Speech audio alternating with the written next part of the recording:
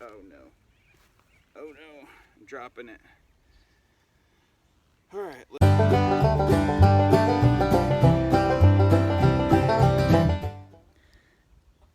Hey, welcome back to the homestead. Well, we've been real busy around here lately, trying to get the garden ready for fall and winter. And there's just been a lot going on with also landscaping the other side of the house that's not really the farm side. And some other happenings. We lost one hen to a disease, not sure exactly why. And yeah, just a lot been going on around here, so I'm gonna try and get you all up to date and show you some things going on. Let's go ahead and turn this way. We've gone ahead and cleared out most of these beds. That's all the leftovers of the corn stalks. I still got to get to that side. Stuffed a bunch of them into the compost. We'll see if that works out and breaks down. I need probably a little more green material to get that activated and heated up. But yeah, that's one of the things going on. And yeah, we also have been dealing with an egg eater in the coop, so we've been trying to figure that out. Seems like they only eat every so often though, so it's hard to catch who's doing it. Yeah, so this is what's going on with the beds. They're just getting cleared out. Let's see, there's just so much to do. We've also got to finish weeding out the orchard back there, and that big pile of wood chips in the background right there. Want to spread that out through the orchard as fall and winter hit and we get rain. It'd be nice to have that mulched. But today, what we're working on today is getting these beans and peas that came up for the fall crop, getting them trellised and irrigated. So let's go ahead and take a look. These came up with really good germination, so really happy about that. And I put one seed per hole, and it worked out really good, so I'm going to continue doing that, because the last time I put 2 per hole and it got like too many. It was like overcrowded. So that's the sugar and peas you're looking at right now, which is like a sweet snap pea. These are the Lincoln peas, which are primarily a shelling pea that will climb up the trellis. And then over there is the bush beans. Those are green beans. So I've got the easy part done already, which is putting up the posts. So those are just your basic 2x4s screwed in and on a 10-foot spacing. So those are just screwed in pretty straight up and down, didn't even bother with the level. And then now this next part, this is the hard part. Yeah, so this is the hard part because I've got my trellis garden net here, whatever you want to call it. And it's ready to go, but the thing is, well, you've got to open these things up real carefully because they can tangle up and cause a big headache super easy. So this is a 5 foot tall, 30 feet long, so we're going to use almost all of it, but this is the tricky part. See, this is it. This is your whole thing. Very carefully kind of figure out which way it's going to go. I mean, how are you supposed to deal with that? Okay, there we go. We found the end. Always try to find one end and work off of that. And if you drop it in the ground, it'll get all kinds of sticks and leaves and grass in it, so you want to be pretty careful with it. Alright, let's try and string it on there.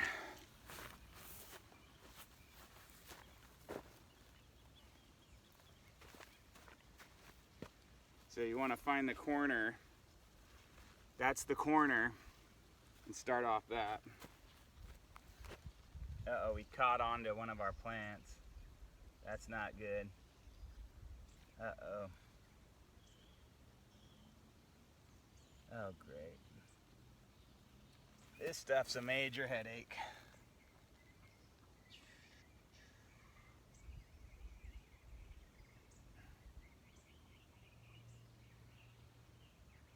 Yeah, if you know of any better ways to do this, please do let me know in the comments. Alright, so where's the end? Oh no. Oh no, I'm dropping it. Alright, let's see here. Let's go like this. Drop that over there. Find my corner again, which I lost while I was untangling my plant. Alright, there's my corner. There's my corner here. Put that up here. Let's see. Actually, what we can do is go to the bottom corner. You can see that we've got a bottom corner and a top corner. Put the bottom corner over. Now I'm weaving. I don't know if you can see. Let me change the angle. I'm just weaving it on there.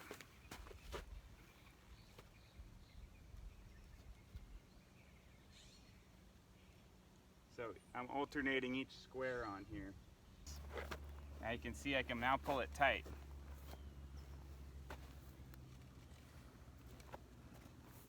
I got that on. So you can see I just alternated through the squares, one on, one off, until I get to the top. This is the top.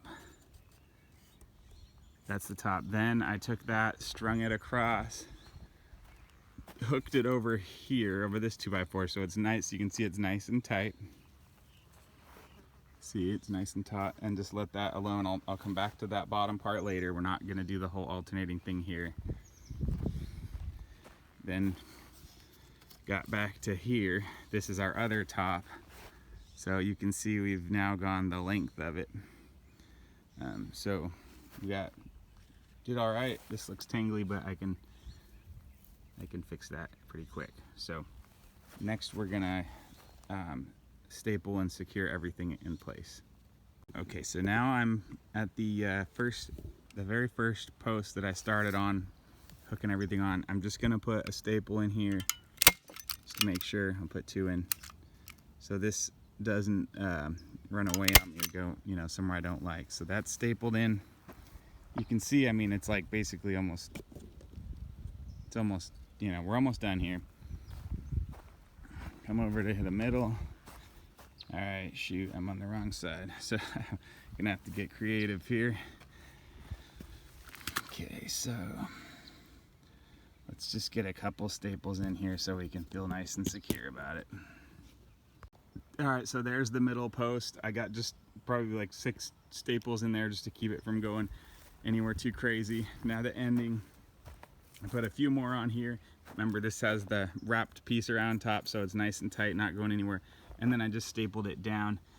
I don't know if the lighting's bad enough, but if you can see that or not, but I stapled it down the way, so it's just secure, it's not going anywhere. Remember, this is just peas, it's nothing too crazy. They'll climb up it, no problem. Doesn't have to be perfect and beautiful, it's just so that they can climb up, grow, put off a large bounty of peas. So let's see, what we're left with here is this slack. Just gonna cut this slack off. It's an extra 10 feet. Maybe I'll save it, but we'll see. But just gonna go ahead and cut the slack off, and then we're gonna move on to irrigation. Okay, so there's our finished out trellis. You can see one of the plants right here. This hangs down a little, They will find their way onto that, but you can check every, few days or whatever and make sure, kind of guide them if you want, but that's it. They'll send out their little runners and they'll find their way on and start growing up. So now we're gonna go ahead and work on the irrigation. All right, so now we're ready to irrigate this bed. So yeah, we're gonna go ahead and run our drip line over here. Now, before I do that, I just wanna show you, recap how the drip works here in case you didn't see the other video. So our drip system starts over here just at a hose bib. I've got a splitter so I can use a regular hose too when I want. It goes through a little filter here, And then this is the timer. It's very easy to use. You just program the days and times you want. And then there's a pressure regulator here, which is very important because you'll blow stuff out with too much pressure. Then it converts to drip hose. And this is not drip irrigation hosing per se, like the type of drip hose you'd run through your garden. This is a main line. It's like a 3/4 inch, something like a 3/4 inch main line. You don't run any drip off this. You run this to your beds or wherever you're gonna go. So that, follow that over, and then it starts to branch off here and goes to different areas. So there's that going there. This goes that. This is going to the bed we're using here. So you follow it over. There at 90s. This is the bed. So first, what we're gonna do is go over a tool. If you're working with any drip systems, you got to grab one of these tools. It's a total lifesaver. It's got the blade that's very sharp to cut the hose. It's got that, let's see, it's got this right here, see if it'll focus. That's a poker, basically. I guess I don't know what else to call it. So you're gonna make a hole in this to run your small hose off. So get that shadow out of the way. So you take your pokey and you just push down, watch. Now you've got a little hole there. Let's see if we can see. That's the little hole. Then you're gonna come over here to my lovely drip toolkit area, and you're gonna grab one of these. This is a 1/4 inch transfer barb. And what this does is it transfers you from your main line hose, which is that large one. This transfers you, if I can get one of these out. This transfers you, it's just a transfer. That's all it is. So I'm gonna poke it in here. Now let me go back to my tool. Nobody wants to sit here and poke these in with their thumb all day because it's gonna actually wear your thumb out. I mean, look at that, just from pushing on it for a second. You can see that. You don't, hope that's focused. So what you do is, the other part of this tool is, put that in the bottom, it clips into there. Then you just come over here, line it up. We're lined up. I hope you can see with the shadows. And you just push it in. So now my transfer barb is in. Beautiful. You got to pick up one of these tools. It was like 10 bucks or something. There's other stuff to do with it that I haven't even figured out, but definitely a must-have. Next, we take our 1/4 inch line, and there's no holes in this or anything. This is just straight tubing. We're going to take our 1/4 inch line and we're going to pop it on here. Let me see if I can get any better lighting. Probably can't. So I'm going to pop it on there, push down nice and tight. Okay, so that's on there. This takes us up the side of the bed. Now we're right there at the edge. Now, what I do next is I throw a 90-degree bend on here. This is the same type of that fitting before, but it's a 90-degree bend. And we're just gonna stick it in there. All right, and then you can spin that. This is not too perfect because it spins. So there we go. All right, so we've got this one all set up and ready for the soaker line. So this time I got some soaker line. It's actual, you know, the type that just you'll see when we run it, but it soaks through the whole hose. Before I was using a 12-inch space drip line, so this is what I used before. Every 12-inch there's an emitter, and I just wanted to mix it up and see if these work a little better. Maybe give them more even watering. I also have a line with 6-inch spacing, but we'll give this a try and see. So now it's time to unravel this. All right, so time to unravel the soaker hose. I just want to show you first the end. If we can focus on that. The end of it has a plug in it. So that's a plug off the end, and the other end we hooking up. So here we go.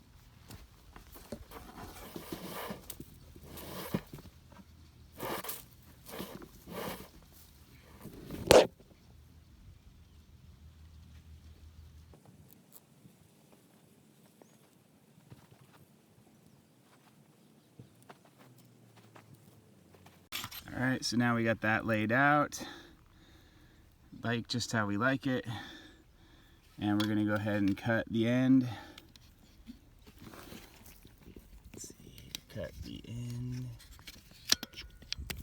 There we go. Now we just take this end and stick it on to our 90-degree transfer fitting. So both sides are finished here, and I went ahead and staked them down the whole way just where I want them, so they're secured. And one thing I did was I went back and added a little bit more of solid tube here so that this soaker hose doesn't get the wood wet every day that we run it. So I just added a little piece of straight tube and then back to another transfer just to keep this from getting soaked. Now the last thing before we can test this is this whole system was in use for all the beds basically over the summer. So I have to go back to the ones, these beds aren't being used right now. I have to go back and pull the lines out like that and throw one of these goof plugs in. So that's just a plug. So I just got to go around and plug each one. So after I do that, then we'll test it. All right, so we got all the other lines plugged off and we're having our test run here. You can see it's dripping pretty darn good. It's getting a lot actually. So the volume of flow here, I may only need to run this thing 5 to 7 minutes per time I run it. You know, that'll end up being maybe 3 or 4 days a week, depends on how hot it is, but I'd say we're looking pretty darn good here. I'm definitely satisfied. I like the way this soaker line works. It's definitely letting a nice amount of water with a good even distribution, very even. Where the last time when it was spaced at 12 inches, it wasn't quite so even. All right, well that's it for now. You can see it dripping nice and evenly in the background. I'm pretty satisfied with how this day went. So if you have any comments, questions, or any tips for me, see an easier way of something I might be doing, please drop a comment down in the comments. Go ahead and subscribe if you're not already on there, and drop us a big thumbs up. Thanks for coming along today. We will see you on the next one.